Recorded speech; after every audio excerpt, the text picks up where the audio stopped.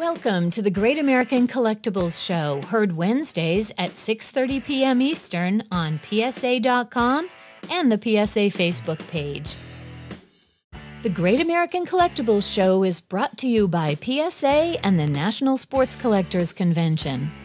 Tonight's headlines are brought to you by Sports Collectors Daily. For all of your hobby news, features, and more, visit sportscollectorsdaily.com. And now, your hosts, Tom Zappala and John Molori.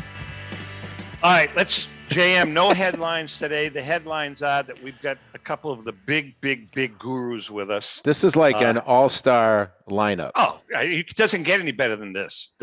Just think about the money that these two guys have. It's unbelievable. I mean, it's just amazing. I mean, it's crazy. I mean, you know, Drent, he was his body was a little too low, so he's sitting on a pile of money just to raise him. Just amazing. Just amazing. My name is Tom Zappala. Welcome to the Great American Collectibles Show. We have a great show today. This is a special show. My partner, JM, is in New Hampshire. Mr. Joe Orlando, newly crowned president of the sports division of Collectable, is joining us for a few minutes. Brian Drent, president of Mile High Card Company. Brian's in Denver. Joe's in California. Tom's in Florida. JM is in New Hampshire. And Rico, parts unknown. Rico's parts unknown. But anyway, welcome both of you guys. We're thrilled to have you. And a little later on, we've got Leighton joining us from Vintage Breaks. And then Big Al Crisafulli, who... I don't know, man. He's wearing it in a hair bun. Listen, Zap, if you don't mind, I'm just going to take the headset. I'm just going to sit back and enjoy this show. We have a lot of people. I think I can just kind of observe today. What do you think? No, it's going to be great. We got a good show. We asked Joe, number one. I mean, Brian's going to be with us for the entire hour. Oh, that's awesome. We asked Joe to join us. Joe, first of all, welcome and congratulations on your new venture with Collectable. And the whole fractional buying thing. Right out of the gate, Joe, what made you choose Collectable? No, it's a great question. So over the past several months, I've been kind of wrestling with what I'd like to do, the next phase of my life here. And so it's always a combination of things, but the few things that stood out to me and got me sort of over the goal line was I was trying to think of where the market was headed, where collecting is headed. And I just feel like fractional is going to be more relevant as time goes on, in part because you see market prices even today and kind of escalating in many different areas. And it kind of keeps people out of the game. And I believe fractional kind of keeps people in the game, especially new people who want to put their toe in the water and get a start. So that's part of it. And the other part of it really was getting to know Ezra, the CEO of Collectable, and some of the team members there. I felt like there was a real meeting of the minds about content, evergreen content, the type of content that will be relevant, 10, 20, 30 years from now, and the impact and value that has. It was something that I was a part of at Collectors Universe and PSA for 22 years. And I really feel like it's a great opportunity to kind of plant seeds with new people, cultivate new collectors, and really educate them about what they're buying. And I think the more you educate buyers, the more apt they are to participate. So I think that really helps everyone, not just Collectibles. So those are the two things that really stuck out for me. Brian and Joe, thanks for both of you for being here. It's great to talk to both of you. Hope to see you guys both in person pretty soon. Joe, let's stay with that concept and let's talk about the concept. We've talked about fractional buying on this show quite a bit over the last few months, but to those viewers and listeners maybe who don't know what it is, maybe know a little bit about what it is, can you just give an explanation of the concept of fractional buying and what it is? Sure. So in simple terms, as a buyer, it allows you to buy a piece of something if you don't want to buy the whole thing or can't afford to buy the whole thing. As a seller, it allows you can sell the whole thing if you want, but if you want to retain an interest in it, you can do that. And I think when you think about how much again, the market has changed. And I know I do this, and maybe even Brian does this. You think back to the way things used to be, that, the values that used to be, 10, 20, 30 years ago. And there are things now, that are in my own collection that I used to own that I couldn't afford to write the check on. I mean, so I start to think like, geez, if this is getting away from myself, some of my collector friends, the fractional platform allows for participation when the market starts to escalate. And I'm not telling anyone on the call here what they don't know, but as we've seen the last couple of years, there's been huge surges in a variety of areas. And I don't think that's going to change on the really iconic, rare, high quality memorabilia and cards. And knowing that, or at least believing that, I really think that fractional, again, it gives people an opportunity to participate. And it appears that younger people are way more open-minded to the idea, where maybe a traditional collector myself, and I've been very honest about this out of the gate, look, I have not experienced fractional as a collector yet. Sure. I'm a traditional collector. I turned 50 in October. But it seems like younger people are way more open-minded about the concept, and that's the future of the hobby. We were talking about this, Brian, you and I were talking about this about a week ago, how this whole concept it's been a learning experience for all of the guys, the vintage guys that have had 20, 30, 40 years of experience. Everybody's kind of learning on the fly. Isn't that correct? Yeah, you know what? When we did talk, and then I even gave it some thought after. And first of all, I want to congratulate Joe on his recent move to Collectable. I think it's a great move, and I'm sure you're excited, and everybody's excited that you'll be back around and more of a focus now. But getting back to fractional. We've been doing this for so long that some of us get in a rut where we, in the way we think about things. Fractional is a very interesting, landscape, and it's definitely. Joe pointed out a lot of the features of it, and how that could become more of a focal point going forward. I do believe, like Joe pointed out, that younger collectors. Definitely may gravitate to that more than the veteran collector.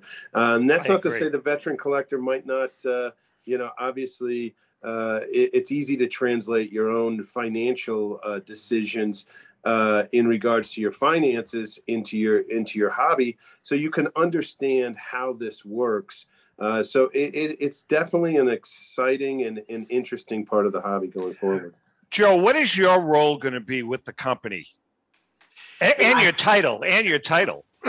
Yeah, so the title that I've been given is the president of sports for Collectable. And out of the gate, my role is going to be in developing and creating a lot of this evergreen content, the educational sort of aspect of the hobby. And so that's going to take up, I think, a lot of my time to start. My guess is over time, my job is going to change quite a bit as we think about new features, expansion, that sort of thing. But really, for the first year, I think a lot of my focus is going to be on the educational aspect. And I've been really fortunate. I've had great mentors since I was a little boy in this hobby. I had the opportunity for 22 years to work alongside some of the finest experts in the field, and was really involved in the authentication and grading standards and guides for almost everything that PSA does. So I'm in a position, I think, here again, recently turning 50, it's now time for me to share some of that with others. And if that can help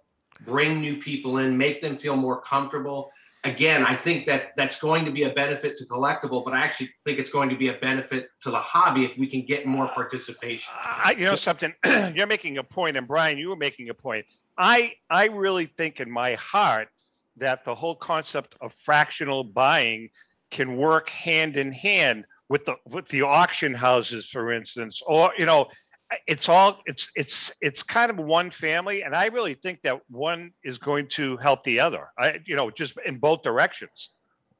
Yeah, I mean, I think it's complementary. Like, I think that the way I've put it, in the last couple of weeks is it's not an all or nothing proposition. I mean, there may be people that decide, well, I want to do 80% of my collection, kind of from a traditional perspective, and maybe 20% they participate in fractional, and you'll have others that'll do the exact opposite.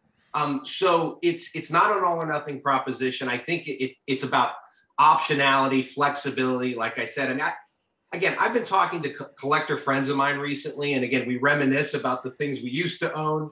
And as I look forward, I start to think to myself, well, collectors will have a choice. When the market starts to get away from them, they could either stop collecting because they can't afford it anymore, which we don't want to do as collectors. We're wired a certain way. You can change your quality standards, and that's very, very difficult to do. If you're used to collecting 8s, it's hard to collect 4s because that's what you're attracted to as a collector. Or you can become open-minded about the fractional concept. And so I think it's going to be an option for people, that is increasingly relevant, again, as the market kind of forces our hands as collectors to make these decisions. So, Joe, in that way, almost like an auction, and we interview a lot of people on the show that have auctions running that has, the big ticket items, the Roots, the Garrig's, but then there's also those $200, $300 items. It's almost like it's actually an inclusive way of buying and selling items, almost like, I can't buy IBM, but I can buy a share of the stock. I mean, is that a decent explanation of it? Absolutely. And I think it gives people comfort. Again, let's say you're brand new to this. You don't know much. You're a novice in this, but you want to participate. It makes you feel good that if you're buying a piece of something, but there are also 300 other people that are they're all in. You're all in the same, in the same boat, so to speak. It gives you a sense of comfort that others are right there with you. They have skin in the game just like you do. And so, yeah, I think a big part of it is what you just described. It's bringing people in, making them feel more comfortable. And here's the kind of the irony. I do believe that a lot of people who start with fractional will become traditional collectors. And that's, again, I think a good thing for the entire hobby, not just collectible. Hey, listen, Joe, before we let you go, I want to get your take and Brian's take on this.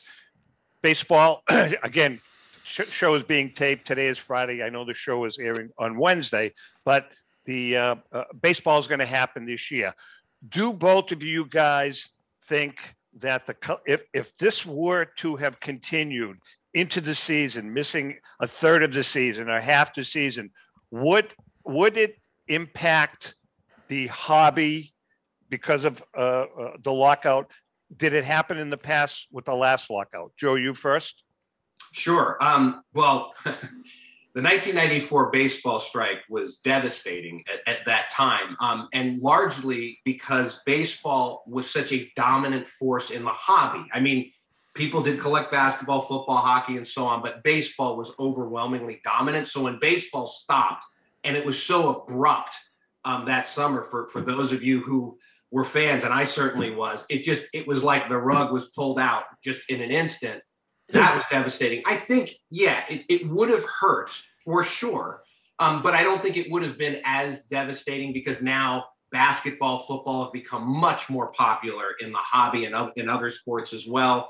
But it would have hurt in my view because, look, let's take a guy like Mike Trout, who's a face of baseball.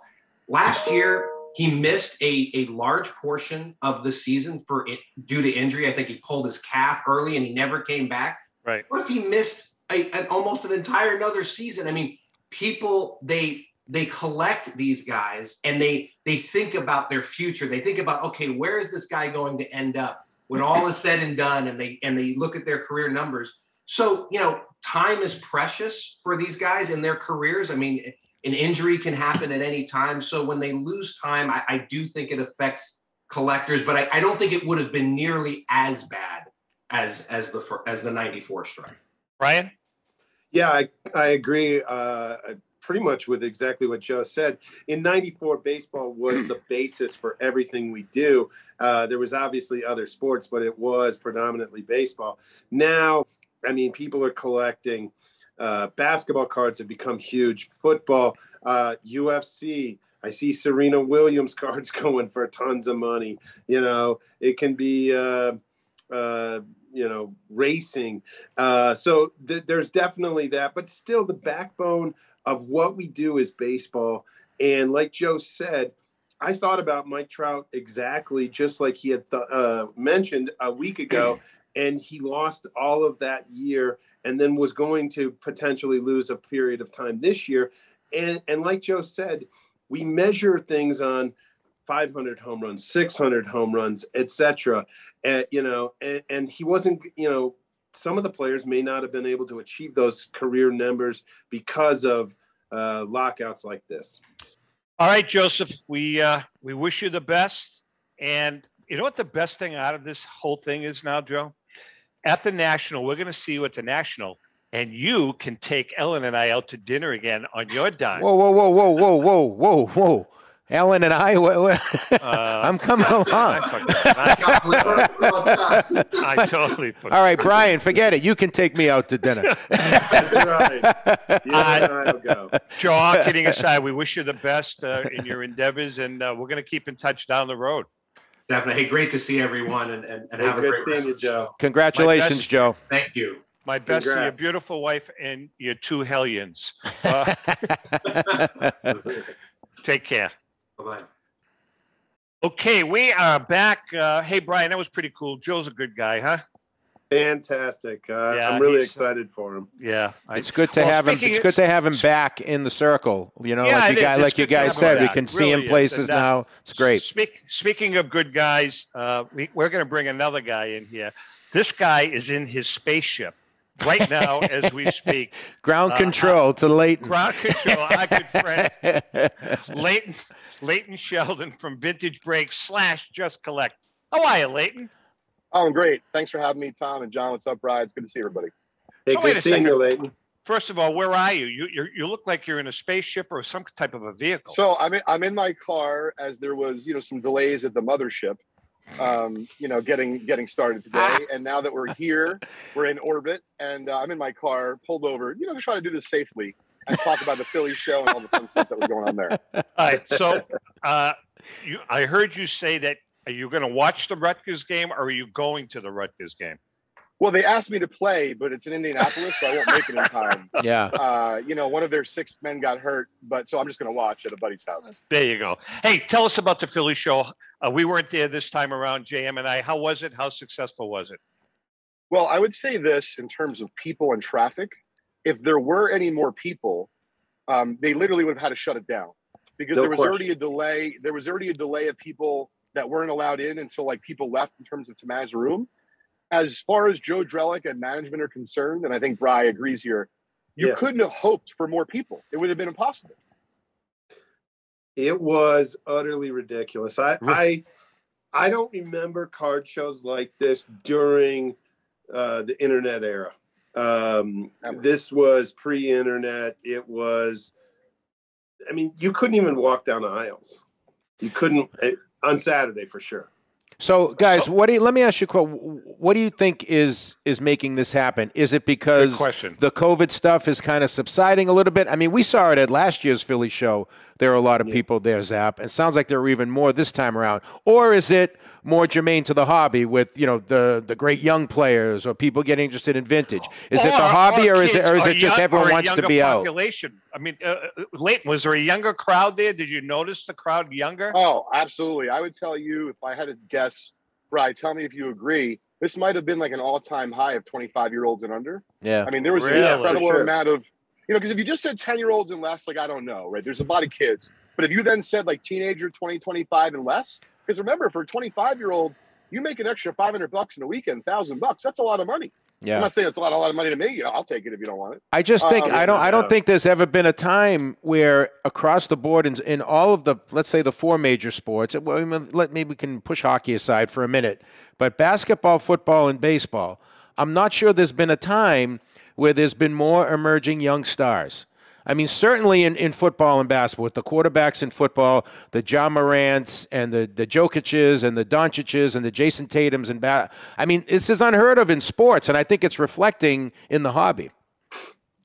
It's a perfect storm.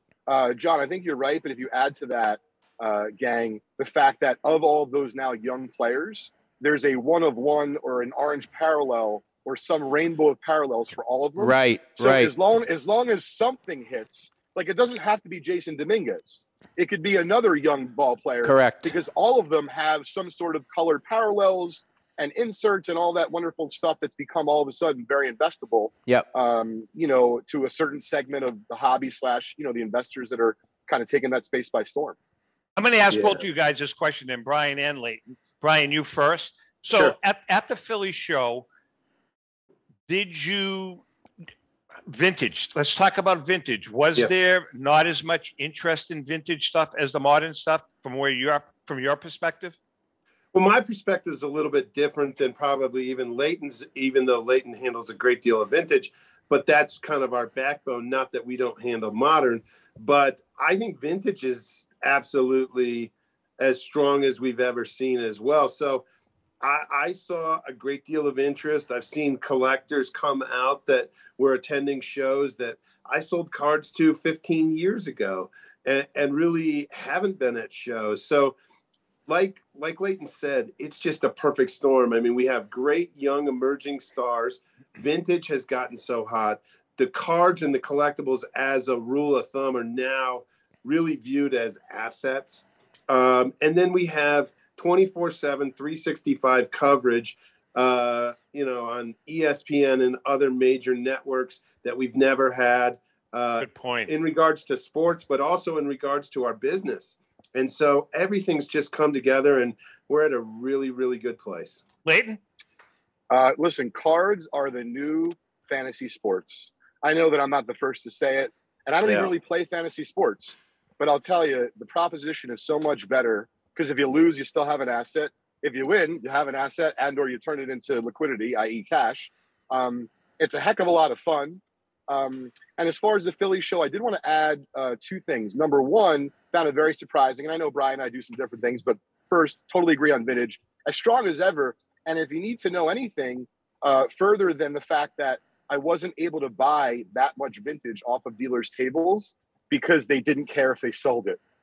Because they were happy with I saw like where the market's going. No one wants to relinquish their vintage because in general, even if you start at modern, you're eventually going to graduate to some sort of vintage. We kind of all know that. And then second, what was really interesting as far as retail sales from the booth, we sold a lot of non-sports cards, vintage, modern. I mean, it was wild. Like, I mean, we absolutely outsold sports. Now, to be fair, I'm not cheap, so I get it. But we sold a great deal of non-sports. And then just lastly, a special shout out to Joe Drellick for setting us up with, we did an interview with Goose Gossage. I saw that. I heard that. That's awesome. Goose, all you need to do with Goose is like push him off the ledge a little bit. Oh man, he was letting MLB have it. He was letting but all kidding aside, I was asking him questions not just for Crosby, like for other kids that are young. Like what are some good basic baseball principles? So really, we had a lot of fun kind of going back and forth. And then Spud is very, very humble, and to hear his story directly from him about how he ended up in the slam dunk contest, and like he really just wanted to go home because it was his rookie year, and how he played against Jordan, some of those fun stories. It was really a great show. So I can't wait for the next one. But it's not the next show in Philly won't be till September. So correct. You know, that's the only thing that stinks about the end of the Philly show. Well, listen, obviously, Leighton, thanks for taking the time. Enjoy the game. We're going to see you at the National. Go Rutgers. Yeah. We're going to see you at the National. We're going to see you in Philly. Look forward to seeing you. When you're in Boston, baby, you know you're in the studio with us whenever you get your butt down. Oh, listen, I might be on your doorstep looking for a drink. You're there. All right. Take care. Thanks, Leighton. We're going to take a quick break. We're going to take a quick break, and we get back. We're going to talk with Brian about his auction. Hang in there. Since 1996, Brian Drent and the staff at Denver's Mile High Card Company have led the charge in the collectibles hobby. Mile High is a full-service dealer specializing in buying and selling cards and offers a competitive consignment program for all collectors. Whether it be their computerized want list service, appraisals, or auction services, Mile High has it all. If you've been searching for a company with a selection of high-grade vintage 1888 to 1970 baseball cards and memorabilia that shares your passion, aim high, Mile High. Go to milehighcardco.com or call 303-840-2784 for more information. Hi, this is Dan from Memory Lane Auction and Collectibles Company. If you're looking to maximize your return on your sports cards and collectibles, look no further. We at Memory Lane Auction House offer you several options to achieve top dollar for your collectibles. Whether you're looking to auction or sell privately, we're the #1 choice with over 17 years in the hobby. Nobody will work harder to achieve your goals. Just call us today at 877-606-5263. That's 877-606-LANE. Or visit us on the web at www.memorylaneinc.com. Go with the best. Go with Memory Lane. This is Brian Drent, president of Mile High Card Company. Is your sports card and memorabilia collection properly insured? For easily replaced personal property, homeowners insurance is all most people need. But for prized possessions that you may have spent a lifetime collecting, it doesn't go nearly far enough. Collectibles Insurance Services has been insuring for over 50 years. They offer a full range of protection and a $0 deductible at an affordable rate with no appraisals required. I know because they insure my collection. If you have a minute, go to collectinsure.com and learn more about insuring your personal card or memorabilia collection. How would you like to own the bat that was used by your favorite player when he hit that towering home run or game-winning base hit? Well, look no further than JT Sports, specializing in the sale and authentication of professional game-used bats. As the official authenticators of professional model game-used bats for PSA DNA, JT Sports will guarantee the authenticity of any bat purchased from them. JT Sports also buys and sells game-worn uniforms, gloves, and baseball equipment. The unique quality of the collectible is what JT Sports is all about. Give them a call at 609-487-8003 or check them out at GameUseBats.com.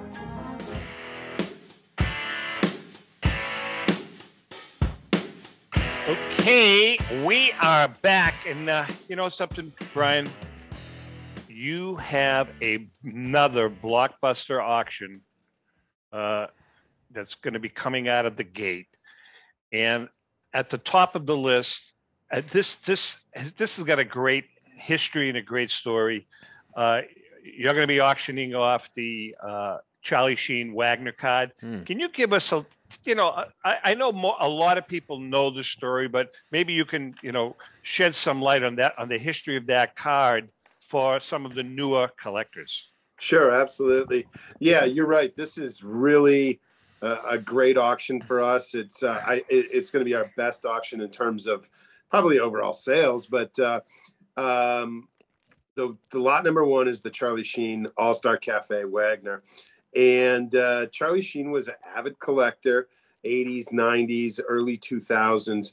He joined with some other investors to open what was called the All-Star Cafe in Midtown Manhattan. Other prominent athletes like Andre Agassi, Ken Griffey Jr., Tiger Woods, Gretzky might have been involved. I think he was, Brian. I think Gretzky was involved with that. Yeah. Gretzky, it just kind of left me for a second. But anyways, they opened what was basically a sports bar on steroids. And Charlie Sheen displayed some of his collection at the All-Star Cafe. There was an inside job with some employees where the T206 Honus Wagner card was stolen. And then ultimately they went back and stole some other things, including a 34 Gaudy uncut sheet, which contained the 33 Gaudy Napoleon Lajoie card. But hold on, Brian, didn't they, go ahead. Didn't they, maybe I'm mistaken. Did they replace the Wagner card with a fake?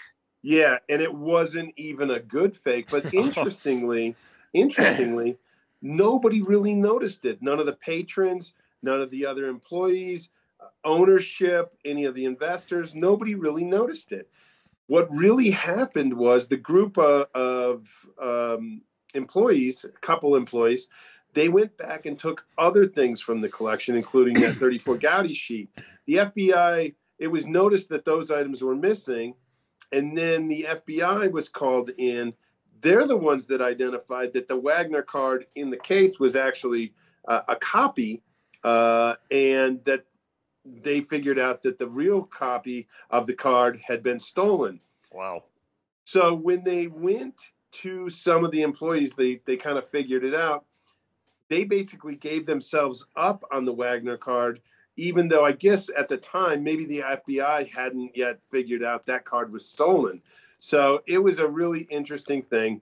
There's a great story that was done in Sports Illustrated. You can just Google Charlie Sheen, Honus Wagner. It'll come up. A great Sports Illustrated article.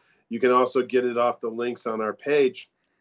And then also a video, which really goes into a little bit more detail. Ultimately, the one main ringleader of this, was in a good deal of trouble and was interestingly pardoned by Obama towards Obama at the end of his run as president. So, wow, yeah, it's a really great card. It's a PSA 1. Displays nice for a 1. But then has that great backstory. So remember, for all you young thieves out there, don't get greedy. Don't get greedy. Don't go back. You got something good. That's just right. Don't go back. Don't go back. Right? This is a teaching moment on the show. Ryan, what about some of the other items in the auction? So we really were fortunate enough to get a fantastic collection by a customer and friend of ours out of Oklahoma. And the great thing is, he is actually donating in a charitable way much of the money, if not nearly all of the money, to the Boys and Girls Clubs of Oklahoma. Wow. In addition to the Wagner card, we are very, very fortunate. This card hasn't come up for 15 to 20 years in a public setting. We have the T206 Joe Doyle with the New York Nationals variation, which there's probably 8 or 9 copies known to exist. Wow. So I expect that card to really perform well, just because it's literally, it could be 10 times as difficult as the Wagner card. Obviously, I think that card could shock you. The final number on that card. I really think you're right. It really could. I mean, that card is, for T206 collectors, that Joe Doyle card has picked up a head of steam as another Wagner card almost. No question. So we have that, and then we have we're breaking a T206 set as well. We're offering a complete T206 set that's completely PSA graded. I think it's about a 4.3 GPA, and then we have everything from 33 Gaudi Lajoies and 52 Manels, game used Ruthback greater than 9, all the way to Panini National Treasures, Joe Burrows graded, high grades, and so it's really a fabulous auction, and it's really one auction that I'm excited to be able to bring forward. JM, just one follow-up question on the T206 set. So you've got a complete T206 set.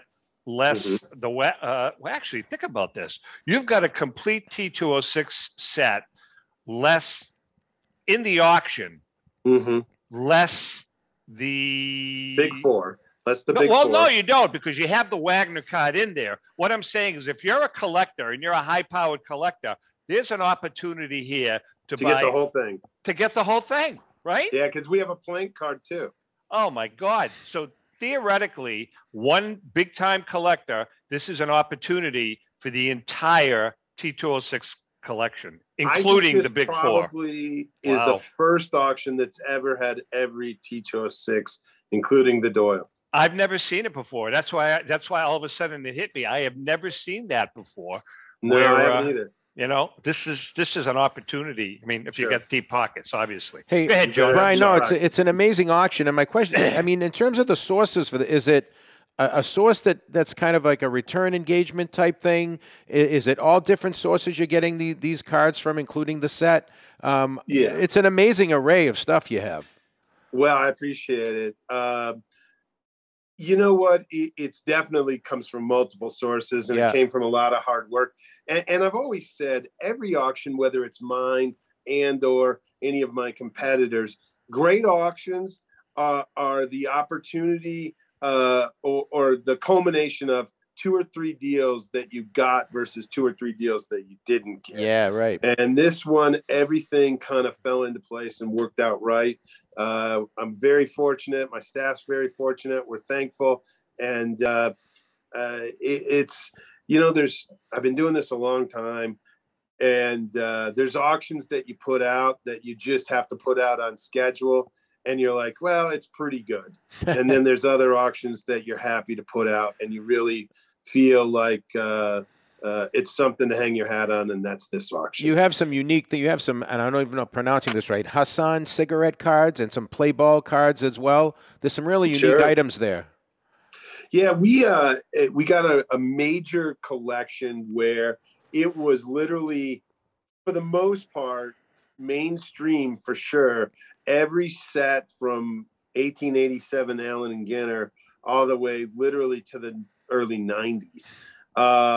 So it was all the top sets, all the Bowman sets, all the play ball sets, the Gowdy sets, tobacco sets, Turkey Red set that we broke up, T205 set, T202, T201. So it was a lot of fun to go through, a lot of fun to catalog, and really put this catalog and this auction together. Brian, your last auction was actually pretty damn successful too. Yeah, you know what? I'll tell you something. And here at Mile High, we're on a good roll, but the whole industry is really on a good roll. Like we talked to Joe Orlando earlier about the fractional side of things. Now we're talking about the auction side of things. We talked to Leighton Sheldon about how his business was doing and how he viewed a show, the Philly show, which was just mesmerizing with how many people were there. It was really crazy. So I truly believe our industry, and I refer to it as an industry versus a hobby. I fully know it's a hobby. The backbone of it's a hobby, but we've graduated to where we're truly an industry now and a business. And I think we're in a great place. Zap, I want, if I can, I want to circle back to something you brought up when we had Joe on earlier, which is if the baseball lockout had gone into the season, how would it have affected, collecting in baseball, I guess, specifically?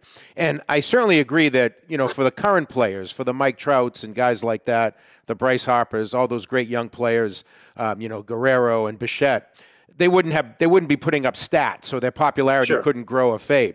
But don't you think, and this kind of speaks to what Brian is just saying, how the industry is on a roll. I mean, we saw with COVID a couple years ago, sports completely shut down. There were no games, and the collectibles industry went into a complete boom. So I'm almost ready to say that, and maybe this is where some of those collectors go back to vintage, where the modern guys aren't playing. It's almost foolproof. It's almost strike or lockout or no game proof that this industry is going to go on, even if the games aren't on TV that night. Your thoughts? Yeah, you couldn't be more right, John. I think great observation, JM.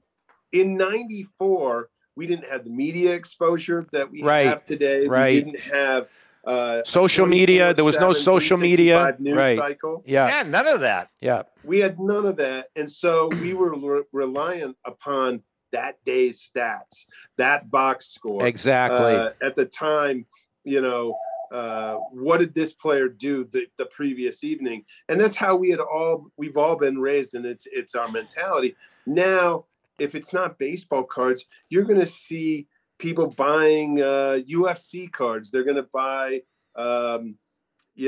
Serena Williams, like I had mentioned. They're going to buy Pokemon. They're going to buy, and there's a lot of opportunities. And guys, here's something else, guys. Here's something else. With the coverage not only of the games, I mean, look at football right now. There hasn't been a game since second week in February. Yeah. And with the coverage of free agency and the draft, football's become year-round. Basketball's become year-round. When they're playing, baseball, it's like the off-field stuff generates the interest, where the games aren't even being played. Brian, before we take a break, how much of a learning curve has it been, not just for Brian Drent, but for Brian, for JP, for Leighton, for, all of the auction houses, the guys that have been in this business for a long time? How much of a learning curve or a baptism under fire has it been for you guys to really, really get in tune with the ultra modern market? Has it been? Yeah, it's for sure been baptism by fire. That's a good way to put it. What we did, and I think some others, I had to go out and find somebody that knew it better than I did, which wasn't probably that hard. But what we did is we brought somebody on board that really had more of a knowledge and understanding of the modern, and then obviously the ultra modern. And I think that was the best thing to do. But what it was is actually it was exciting. If you've done this for a long time, I'm not going to say you fall into a rut, but it's you're handling the same material. Sure, of course. Year after year, and so when you have to learn something new to add to your quote unquote expertise, it's exciting, it's interesting, and it was, there's a lot of people that I'm a vintage guy and I really don't like the modern stuff, and that's okay. But I'm a fan of sports, and so I found it interesting to learn something new and delve into it a little bit. All right, listen, before we take a break, JM, why don't you tell our viewers and listeners and Brian about our friend Joe Drellick and his CSA show? Be happy to, Zab. CSA Shows is proud to present the Chantilly Show, being held on April 1st through the 3rd. Held at the Dulles Expo Center in Chantilly, Virginia, just minutes from the Dulles International Airport. Celebrating over 25 years at the same location, there will be over 300 dealer tables exhibiting on over 100,000 square feet of space. With both vintage sports cards and memorabilia, as well as modern-day sports treasures, you won't have to look very far for that special card, bat, ball, or autograph.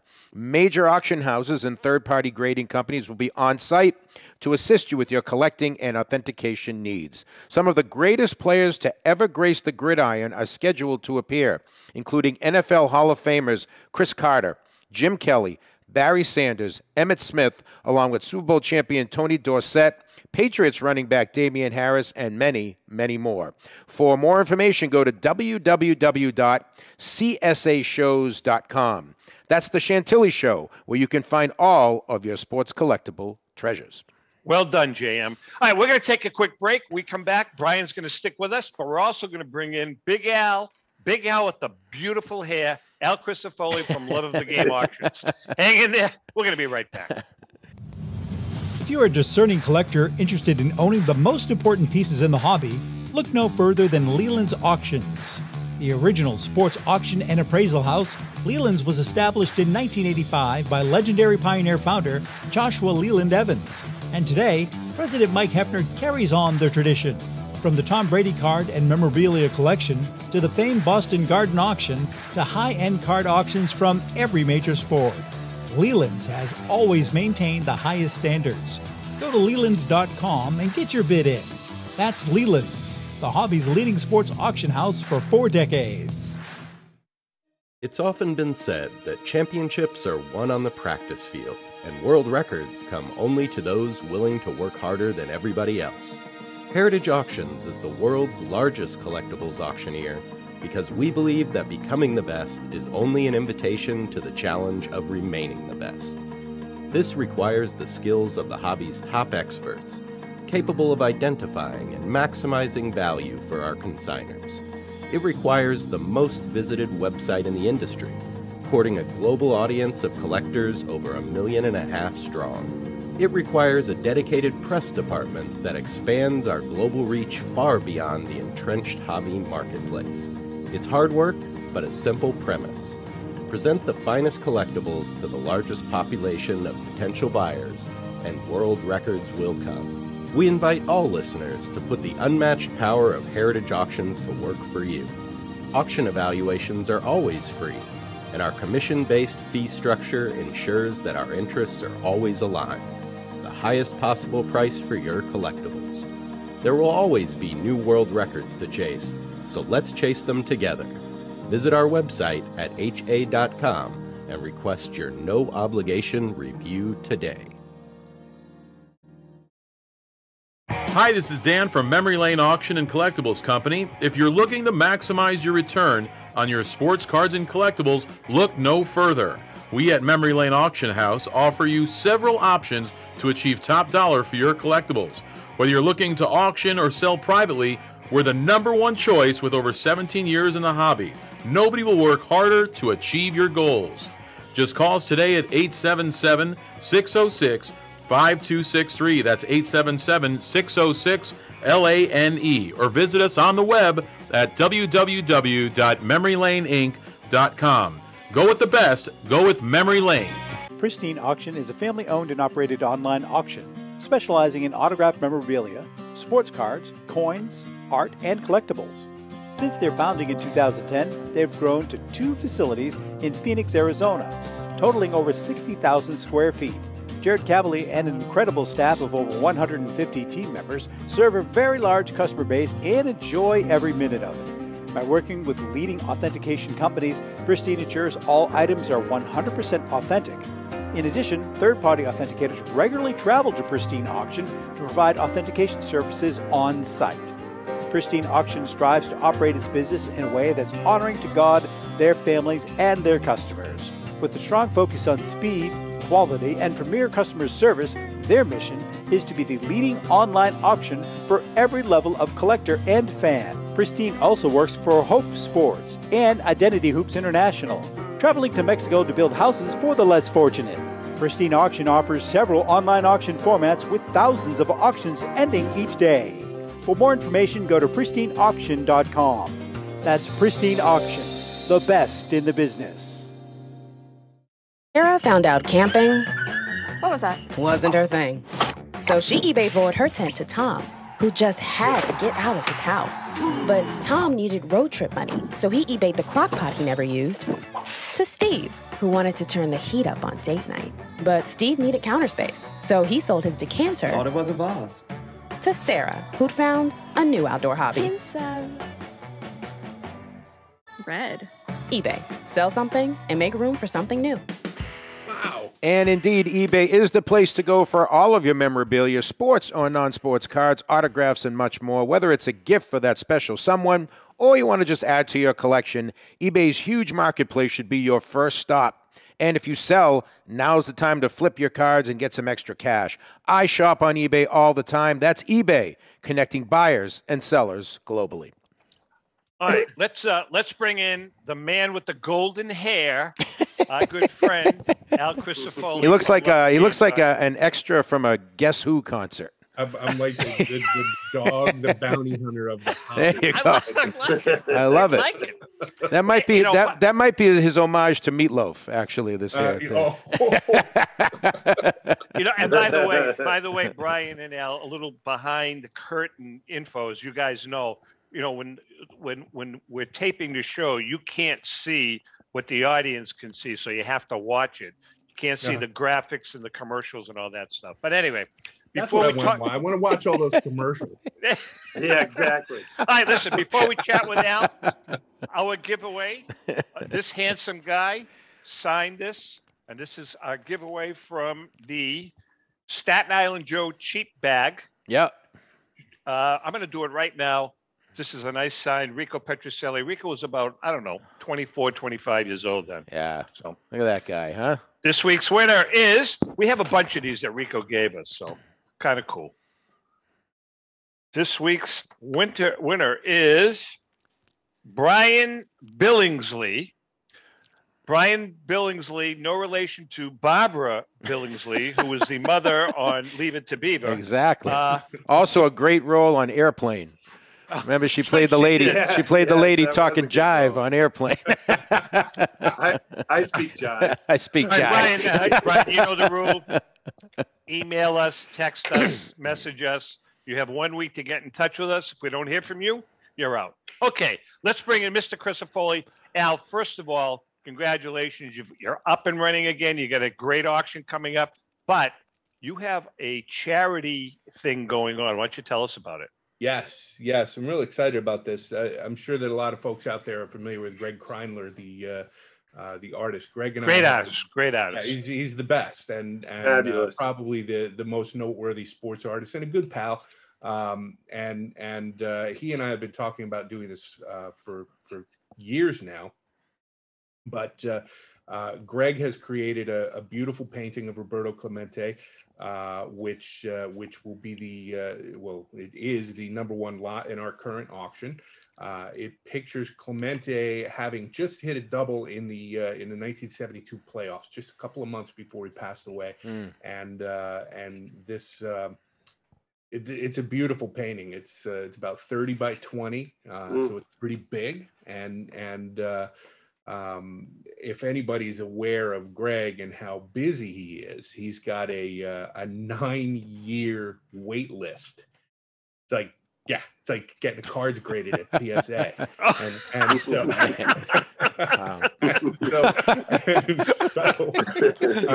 So Greg has put a little bit of a moratorium on accepting private commissions right now so that he can get caught up. So if you want a brand new Kreinler, this is your chance. This is how you can get one. Now, is this a charity auction, Al? Is this just for this item? Greg, yeah, just for this item. Greg has expressed an interest in donating 100% of his proceeds to Unidos US, which is the largest Latino civil rights organization in the United States.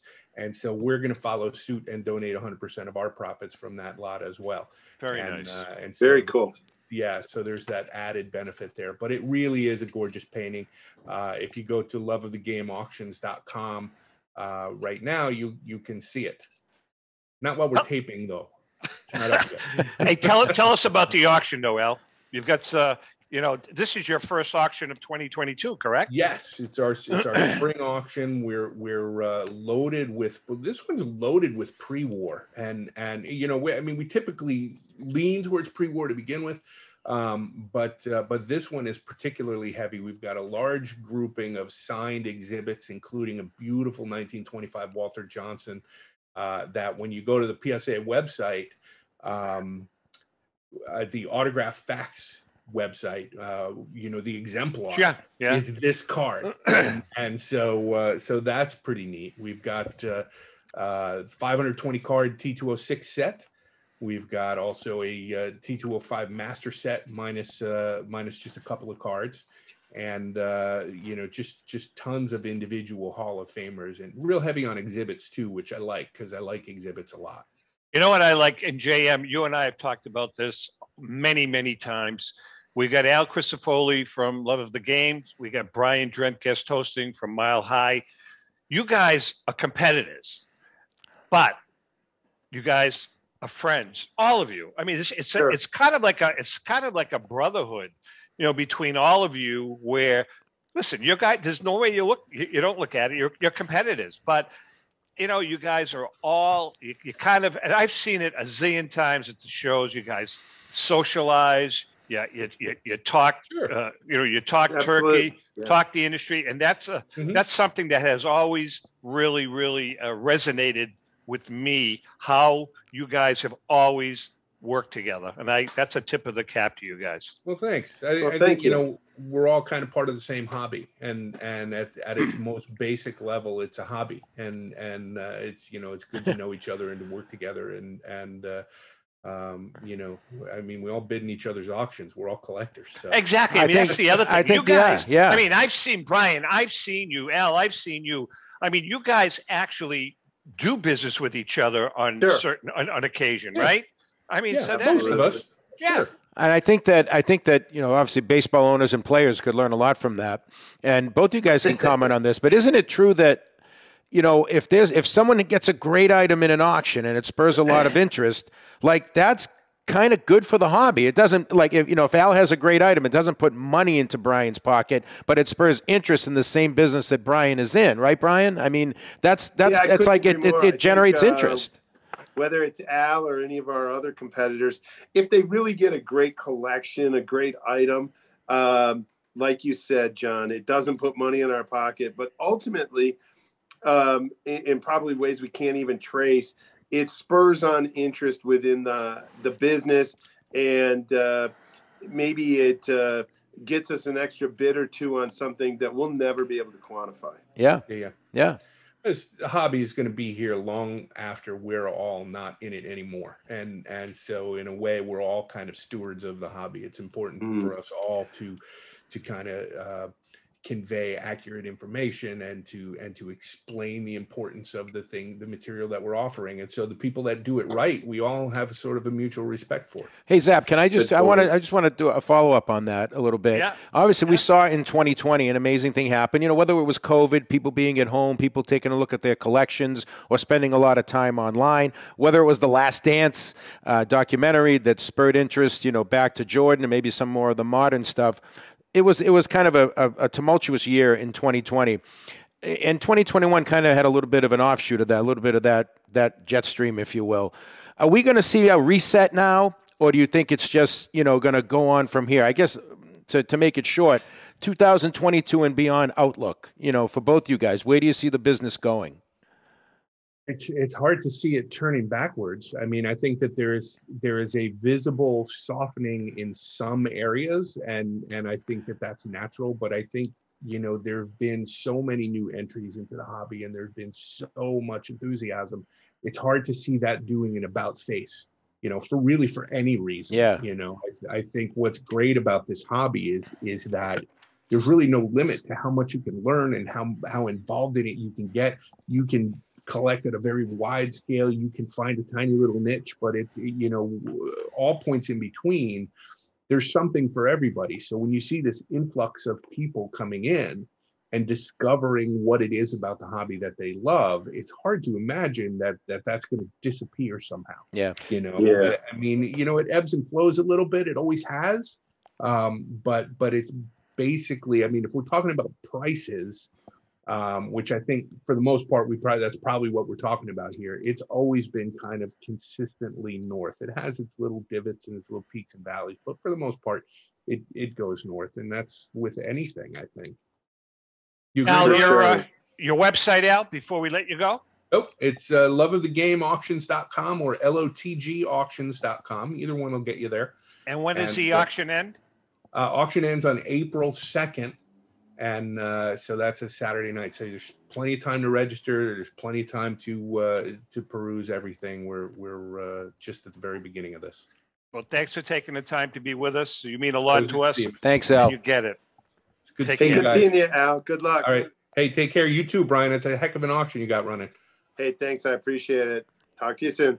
All right. Be good. Okay. I'll tell you what, man. Al's a good guy. You know, Great he guy. really is. Yeah. Absolutely. Runs a good business. Awesome. You know, he's very well respected, but I kind of wish I had hair like that. You did probably at one time. Yeah, back in the 50s. No, Al's a good guy. So we got a couple of minutes left. Brian, before you give out your website where people can bid, I want to get, what is 2022 looking like? What's it shaping up to be? Wow, that's a great question. I think you had asked earlier, is there going to be a reset for 2022? I think we're just full force ahead. Yeah, There's no reset. Yeah, right. I think we're on to bigger and better things. 2020, obviously we dealt with COVID. 2021, was an interesting year to say the least, but 2022, people are ready to get back to normal. Yeah. And then on top of that, our business is so in a great place and looking forward that I just envision a great year. Hey, Brian, what do you think of Russell Wilson going to the Broncos? I'm pretty happy. I got to get that in there, right? I forgot good about Lord, that. Yeah. That's unbelievable. I'll tell you what, that doesn't. Molori. I'll tell you what, that does that's not gonna be fun. Doesn't bode well for the Patriots. There are too many good quarterbacks. The AFC is just stacked. It's unbelievable. With great quarterbacks. Yeah, it's unbelievable. It really is. Brian, so you're going to be at the National. I'll be at the National. We're going to be actually in Chicago this weekend. So this will play Wednesday. Yeah. Tomorrow, Thursday, we're going to be headed to the show in Chicago. So come on out and see us. The weekend after that, I'll be in Strongsville, which is outside of Cleveland. Wow. Come see us there. Great show. In Boston, the first weekend of April. And then before you know it, the National will be here. So is the Boston show, JM, I may ask you, because we're not going to be back, I may ask you to make an appearance on our behalf. Okay. So the Altman show is still a go. Absolutely, yeah. His family's going to take and run the show. It's happening 8th through the 10th there at the Shriners Auditorium in Wilmington. And we have the first table right to the right, actually first two tables. So come on in. We'll be accepting consignments, giving free appraisals, buying, making offers on collections. So would love to see you. Well, you know something, Brian, maybe, and we'll talk about that later on, but maybe, you want to take a ride in and like you did last time, and I'll be here, but you and JM can run with it in the studio. That may be an option. Oh, on yeah. Friday morning. Yeah. Right? Yeah, that Friday. That could be an option. That'd be sure. awesome. Yeah. All right. Your website address, and listen again, one last time. If you're a big time collector, and I mean big time, this is probably the only opportunity you're going to have to bid on a complete T206 collection with every card, including the Doyle, the Wagner, the Plank, all of them. So it's an opportunity. Yeah, go to milehighcardco.com. So it's milehighcardco.com. All right, Brian, thanks again. You mean a lot to us. You've been a big benefit to the Great American Collectibles Show. Thank you so much. JM. Well, thank you, Brian. You guys having me on. Have a great week, JM. All right, to buddy. Our viewers, our listeners, you can listen to us all over the place. iHeart, TuneIn Radio, YouTube, Pandora, we're all over the place. With that being said, we love you guys. Thanks for the support and happy collecting.